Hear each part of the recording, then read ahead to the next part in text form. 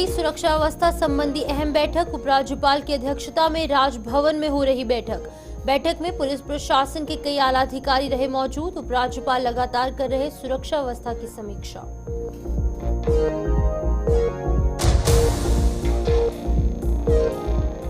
दाचीगाम के वन क्षेत्र में सुरक्षा बलों का सर्च ऑपरेशन जारी। मुठभेड़ में एक आतंकी के खात्मे के बाद चल रहा ऑपरेशन। सर्च ऑपरेशन के दौरान वन क्षेत्र में शुरू हुई थी मुठभेड़। इलाके के कुछ और आतंकियों के अंदर छिपे होने की आशंका।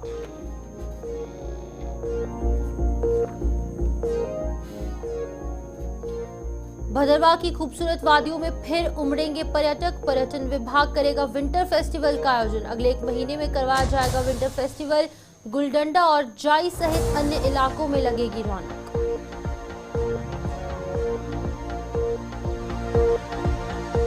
गुलिस्तान न्यूज की खबरों से डोडा प्रशासन हरकत में। अवैध रूप से पार्क गाड़ियां जब्त करने की मुहिम शुरू। ट्रैफिक में बाधा बन रही गाड़ियां उठा रही ट्रैफिक पुलिस। आज सुबह डोडा में बड़े स्तर पर शुरू किया गया यह अभियान।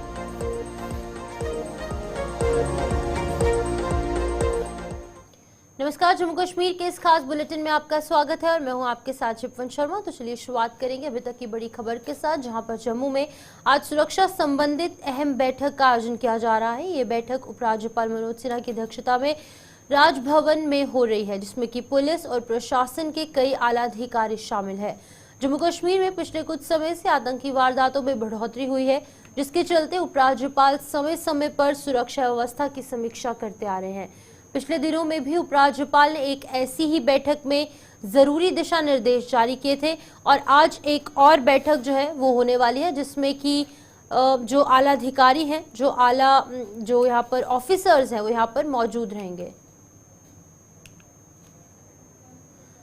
अभी फिलहाल की अगर बात करें तो अभी भी ये बैठक जो है वो लगातार जारी है और इस बैठक में दिशा निर्देश जारी किए जाएंगे। जिस तरीके से लगातार कुछ माहौल खराब करने की कोशिश कुछ शरारती तत्वों द्वारा जम्मू कश्मीर में की जा रही है, उसको लेकर सिक्योरिटी के हवाले से सिक्योरिटी रिव्यू मीटिंग जो है वो अभी फिलहाल जारी है।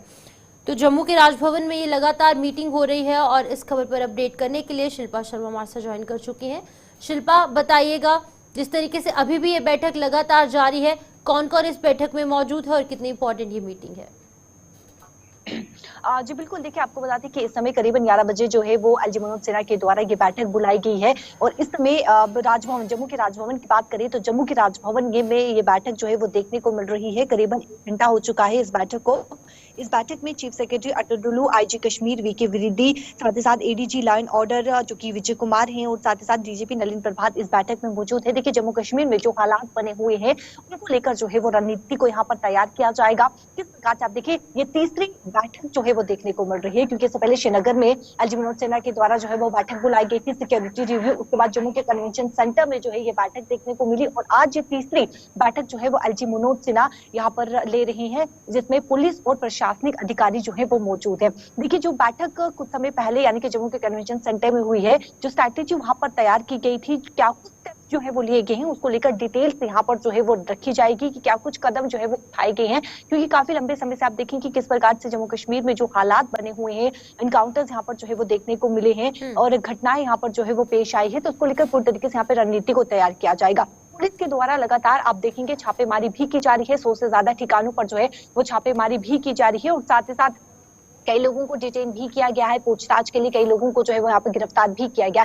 जो अंडरग्राउंड वर्कर्स हैं उनके ठिकानों को भी यहाँ पर जो है वो ढूंढने का पूरा प्रयास किया जा रहा है और उनका भांडाफोड़ भी पुलिस के द्वारा जो है वो करने की यहाँ पर पूरी तरीके से कोशिश की जा रही है, क्योंकि अंडरग्राउंड वर्कर्स वो हैं जो आतंकवादियों को जो है वो कहीं न कहीं पनाह देते हैं, उन्हें रास्ता बताते हैं और बड़ी घटनाओं को जो है कुछ दिन पहले एलजी मनोज सिन्हा का एक बयान सामने आया था।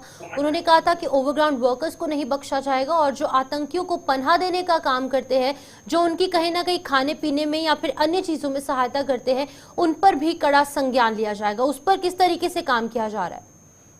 हाँ जी बिल्कुल, देखिए लगातार 100 से भी ज्यादा ठिकानों पे जो है वो पुलिस के द्वारा छापेमारी की गई है। जिस प्रकार से मैंने कहा कि कई लोगों को डिटेन किया गया, पूछताछ के लिए कई लोगों को जो है वो गिरफ्तार किया गया है, क्योंकि अंडरग्राउंड वर्कर्स, जिस प्रकार से आपने कहा कि आतंकवादियों को जो है वो पनाह देने की यहाँ पर जो है वो कोशिश करते हैं, पनाह देते हैं, यहाँ पर जो है वो पूरे तरीके से रास्ता बताते हैं, रैकी करते हैं और फिर एक बड़ी घटना को जो है वो अंजाम देते हैं। तो उसको लेकर भी यहाँ पर जो है वो स्ट्रैटेजी को तैयार किया जाएगा, रणनीति को फिलहाल यहाँ पर जो है वो तैयार किया जा रहा है। जो आतंकवादी विरोधी अभियान है उनमें जो है वो तेज गति लाई जाए। और इस समय यानी कि आप देखिए जम्मू कश्मीर में जो आतंकवादी छिपे हुए हैं, जंगलों में जो आतंकवादी छिपे हुए हैं, उन्हें न्यूट्रलाइज किया जा सके, उसको लेकर यहाँ पर जो है वो एक स्ट्रैटेजी, एक प्लान को यहाँ पर जो है वो तैयार किया जा रहा है। करीबन 11 बजे ये बैठक शुरू हुई है और जो बताया जा रहा है कि 2 से 3 घंटा ये बैठक चलेगी, क्योंकि इससे पहले की बैठक की बात करें जो जम्मू के कन्वेंशन सेंटर में हुई, वो एक मैराथन बैठक हुई जो कि करीबन 4 घंटे से भी ज्यादा वो बैठक जो है वो देखने को मिली, जहां पर पूरी तरीके से आप देखिए जब बैठक हुई एलजी मनोज सिन्हा के द्वारा बैठक ली गई और तुरंत ही शाम को डीजीपी नलिन प्रभात के द्वारा भी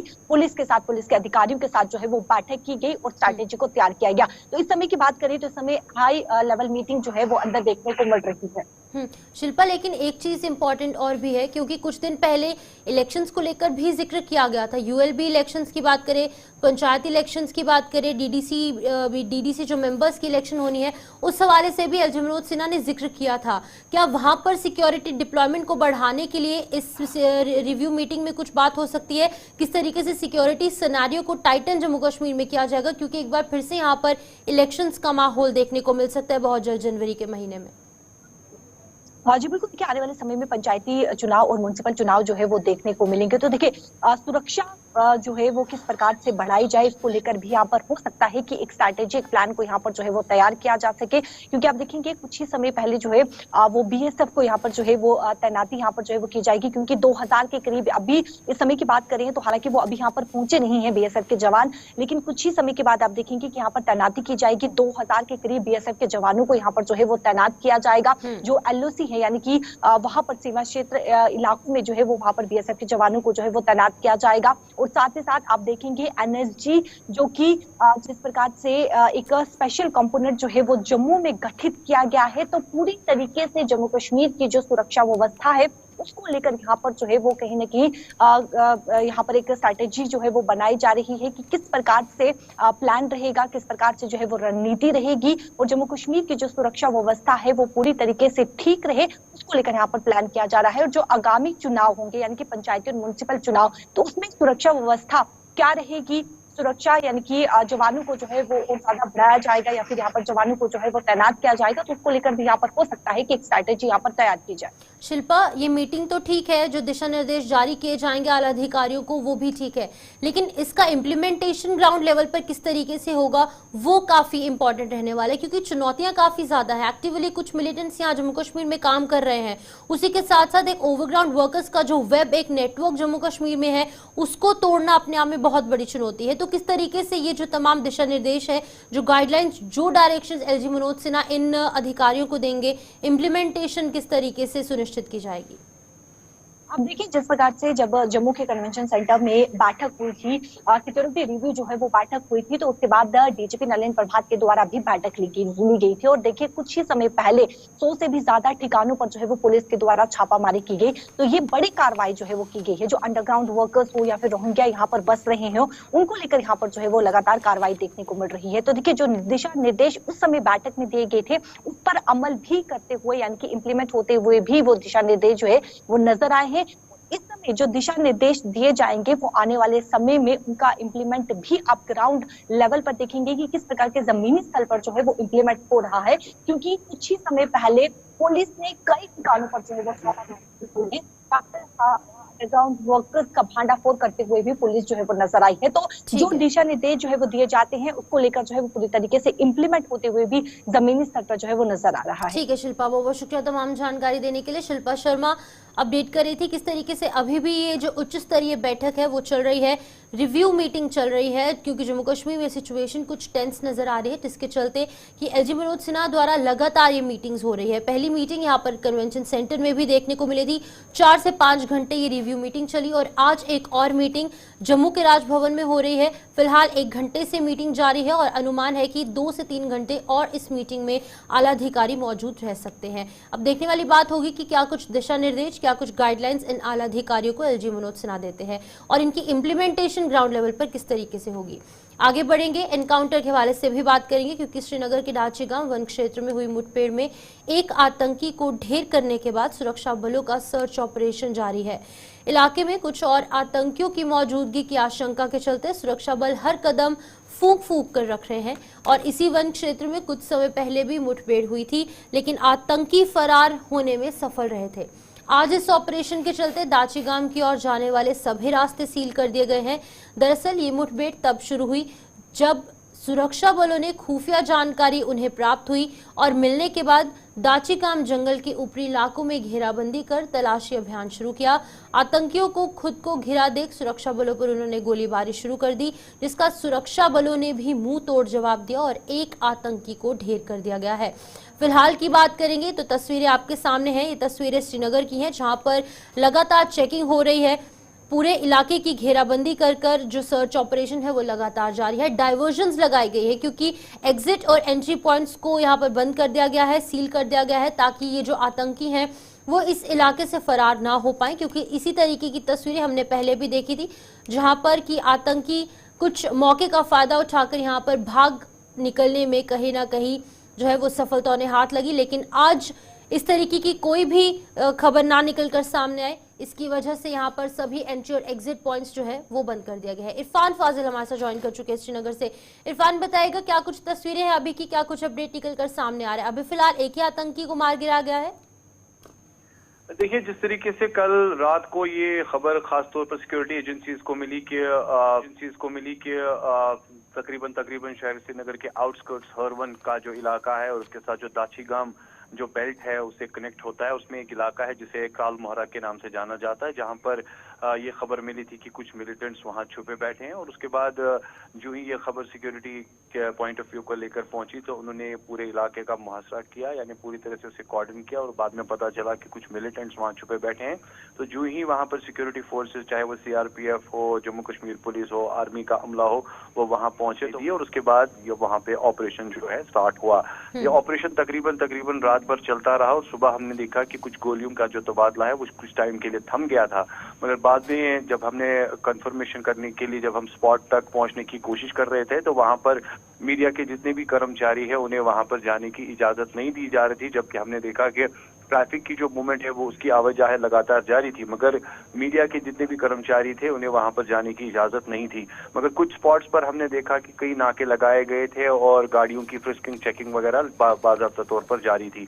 और उसके बाद एक कंफर्मेशन ये आती है कि एक मिलिटेंट को वहां पर मार गिराया गया है और अभी तक उस मिलिटेंट की पुष्टि नहीं की गई है वो किस तंजीम से ताल्लुक रखता है। मगर जबकि आपको याद होगा कि 20-22 दिन पहले इसी बेल्ट में कुछ गन शॉट्स हुए थे और कुछ ऑपरेशन जो है खासतौर पर सिक्योरिटी फोर्सेस के साथ अंजाम दिया गया था, मगर बाद में वो मिलिटेंट उस टाइम फरार हो गए थे। मगर सिक्योरिटी पॉइंट ऑफ व्यू को लेकर जो पूरा सिचुएशन एंड सिनेरियो जो है वो सिक्योरिटी एजेंसीज ने जो ये एक आतंकी मारा गया है और जो 2 से 3 आतंकी जो छिपे होने की आशंका है, क्या ये पता लग पाया क्या ये लोकल मिलिटेंट्स हैं या फिर ये फॉरेन मिलिटेंट्स हैं? इनकी आइडेंटिटी सामने आई है? देखिए, अभी तक ये कंफर्मेशन नहीं है कि एग्जैक्टली कितने मिलिटेंट्स हैं, मगर इसके साथ साथ अगर मैं बात करूं तो ये ऑपरेशन कंक्लूडेड है, क्योंकि जिस तरीके से हमने देखा कि अब ड्रोन सर्वेलेंस वगैरह यूज किया जा रहा है, इस इलाके का मुहासरा हो रहा है या कोई गोलियों का तबादला नहीं हो रहा है, क्योंकि काफी टाइम से गन शॉट्स भी बंद हो गए जब से एक मिलिटेंट मारा गया है, मगर पुष्टि नहीं की गई है अभी तक कि ये मिलिटेंट जो है किस तंजीम से ताल्लुक रखता है। और खास तौर पर अभी पुलिस की तरफ से कोई ट्वीट नहीं आया है कोई। अब हमें इंतजार रहेगा कि अगर पुलिस के जो सरबराह है या जो ऑफिसर थे जो प्रेस कॉन्फ्रेंस करेंगे उसके बाद इस तंजीम के बारे में, ऐसे मिलिटेंट के बारे में। आपने कहा कि अभी फिलहाल ये ऑपरेशन कंक्लूड हो चुका है, यानी कि खत्म होने वाला है, तो क्या हम ये कह सकते हैं कि जिस तरीके से पहले आतंकी कहीं ना कहीं भाग निकलने में उनको सफलता मिली थी, अभी फिलहाल क्या कुछ सिचुएशन है? क्या अभी भी किसी रिहायशी इलाके में है या फिर कहाँ पर है ये आतंकी? देखिए, मैंने जैसे शिपन आपको पहले ही कहा कि सुबह से तकरीबन हम स्पॉट पर ही थे और अभी तक हमने देखा कि कंटिन्यूसली इस सिचुएशन को मॉनिटर किया जा रहा है और हमने देखा कि अब धीरे धीरे गाड़ियों की आवाजाही भी शुरू हो गई है। पहले तो वहां पर गाड़ियों को मूवमेंट करने के लिए उस रोड से नहीं दिया जाता था हारवन से, मगर वो भी अब धीरे धीरे चल रहा है। तो फिलहाल जिस तरीके से खबर ये है कि एक मिलिटेंट मारा गया है और उसके बाद अभी तक उसकी कंफर्मेशन नहीं हो रही है, और दूसरी साइड से ये भी हम कह सकते हैं कि अभी तक पूरी तरह से पता नहीं चल रहा है कि 2 या 3 मिलिटेंट हैं। मगर सर्च एंड ऑपरेशंस लगातार जारी है, ड्रोन सर्वेलेंस भी लगातार जारी है और कोई अभी ऑफिशियल कंफर्मेशन नहीं है। जब हमारे पास ये कंफर्मेशन आएगी तभी हम अपने नाजरीन को इस पर अपडेट कर सकते हैं। ठीक है इरफान, बहुत बहुत शुक्रिया तमाम जानकारी देने के लिए। इरफान फाजिल श्रीनगर एनकाउंटर से अपडेट करे थे, जहां पर श्रीनगर के दाची गांव में एक मुठभेड़ जो है वो शुरू हुई देर शाम को और आज सुरक्षा बलों के हाथ एक बड़ी सफलता लगी है, जहां पर की सफलता के तहत एक आतंकी को मार गिरा गया है और कुछ भी आतंकी छुपे हैं, लेकिन अभी इनकी संख्या क्या है उस हवाले से कोई भी अपडेट निकलकर सामने नहीं आया है। लेकिन फिलहाल अभी ट्रैफिक मूवमेंट वहां पर सुचारू रूप से चल रही है, लेकिन अभी भी कहीं ना कहीं सुरक्षा बलों ने पूरे इलाके की घेराबंदी कर वहां पर सर्च ऑपरेशन जारी किया है।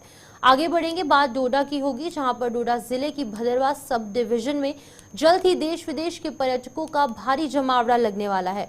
भदरवा की खूबसूरत वादियों में विंटर फेस्टिवल का आयोजन किया जा रहा है, जिसके लिए पर्यटन विभाग की तैयारियां जोरों शोरों से जारी है।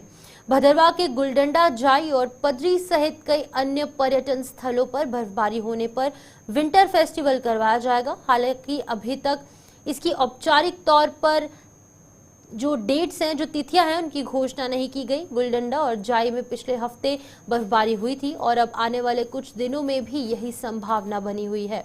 तो जहां पर विंटर फेस्टिवल का आयोजन भदरवा में देखने को मिलेगा, क्योंकि टूरिस्ट डेस्टिनेशन है, दूर दराज के इलाकों से भी लोग यहां पर पहुंचते हैं। सिर्फ देश ही नहीं, विदेश के भी लोग जाई वैली पहुंचते हैं, गुलडंडा पहुंचते हैं, क्योंकि यहाँ की खूबसूरती इतनी ज्यादा, यहाँ के पहाड़ बर्फ से ढके हुए इलाके हैं, जिसको देखने के लिए दूर दूर से लोग यहाँ पर पहुंचते हैं। देश विदेश से पर्यटक यहाँ पर पहुंचते हैं और इन तमाम चीजों को लेकर अपडेट करने के लिए हमारे साथ विकास मनहास ज्वाइन कर चुके हैं। विकास, बताइएगा, विंटर फेस्टिवल का आयोजन होने वाला है भदरवा में, किस तरीके से तैयारियां चल रही हैं, क्या कुछ अपडेट है? जी शिपन, जिस तरह से सब लोग जानते होंगे कि भदरवा जो है नागों की देवभूमि है और इसे भद्रकाशी भी कहा जाता है, जहां पर जितनी भी यहाँ पर पहाड़ी इलाके हैं वो बिल्कुल बर्फ से ढके होते हैं। ऐसे में एक हफ्ता पहले यहाँ पर बर्फ देखने को मिली थी गुलडंडा के आसपास और ऐसे में यहाँ की डिस्ट्रिक्ट एडमिनिस्ट्रेशन जो है अब यहाँ पर विंटर फेस्टिवल करवाने जा रही है और जैसे ही मौसम और करवट बदलता है यानी बर्फबारी और होती है तो उसके बाद यहाँ पर विंटर फेस्टिवल करवाया जाएगा, क्योंकि पिछले 2 सालों से लगातार यहाँ पर विंटर फेस्टिवल करवाए जा रहे हैं। भदरवा की जाई वैली हो या फिर गुलडंडा के आसपास स्पोर्ट्स एक्टिविटी हो, वो तमाम चीजें करवाई जा रही है ताकि यहाँ पर और ज्यादा टूरिस्ट आए और भदरवा की जो पहचान है, यहाँ पर देश के अलग अलग कोने से लोग यहाँ पर पहुंचते हैं, अपनी छुट्टियां मनाने आते हैं और साथ में बर्फ का आनंद लेने यहाँ पर पहुंचते हैं। विकास, 2 साल से ये विंटर फेस्टिवल हो रहा है आपने बताया, तो इस बार क्या कुछ नया देखने को मिलेगा पर्यटकों को? देखिए, जब डीसी विशेषपाल महाजन यहाँ पर हुआ करते थे उस टाइम जो है यहाँ पर फेस्टिवल करवाया गया था, आस्कनी भद्रकाशी, यानी उस टाइम पर ये चीज की शुरुआत यहाँ पर हुई थी। अब लेकिन दोबारा से एक और नई उम्मीदें लोगों को जागी है कि इस बार टूरिज्म विभाग जम्मू का नए तरीके से यहाँ पर करवाएगा, क्योंकि उनकी पोस्टिंग दोबारा से टूरिज्म में हुई है। अब आने वाले समय में एडमिनिस्ट्रेशन डोडा जो है इस पर लगातार काम कर रही है और इसका यानी लोकेशन देखी जाएगी, जाई वैली या गुलडंडा के आसपास कहीं पर भी इस तरह का फेस्टिवल करवाया जाएगा, जिसमें पिछली बार भी कोई सिंगर वगैरह बुलाए थे।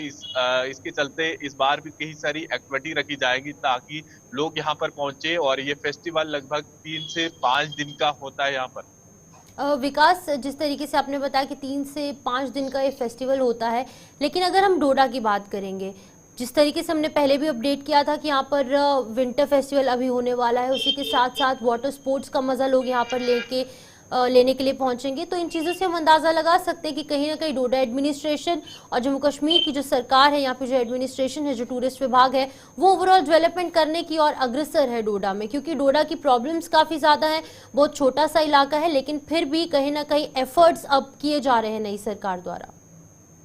देखिए, प्रॉब्लम अलग चीज है और इस तरह की चीजें अगर यहाँ पर होंगी तो कहीं ना कहीं जितने भी लोग यहाँ पर घूमने फिरने आएंगे तो डेवलपमेंट जो है यहाँ की लोगों की होगी, क्योंकि वही लोग जो है यहाँ से पैसा कमाएंगे और इस तरह की चीजें होंगी। अब आने वाले समय में अगर इस चीज को और ज्यादा बढ़ावा दिया जाता है और इस तरह की चीजें यहाँ पर करवाई जाएंगी तो उम्मीद करेंगे, क्योंकि पिछली बार लगभग 5 लाख से ज्यादा आंकड़ा जो है भदरवा में टूरिस्ट का टूटा था।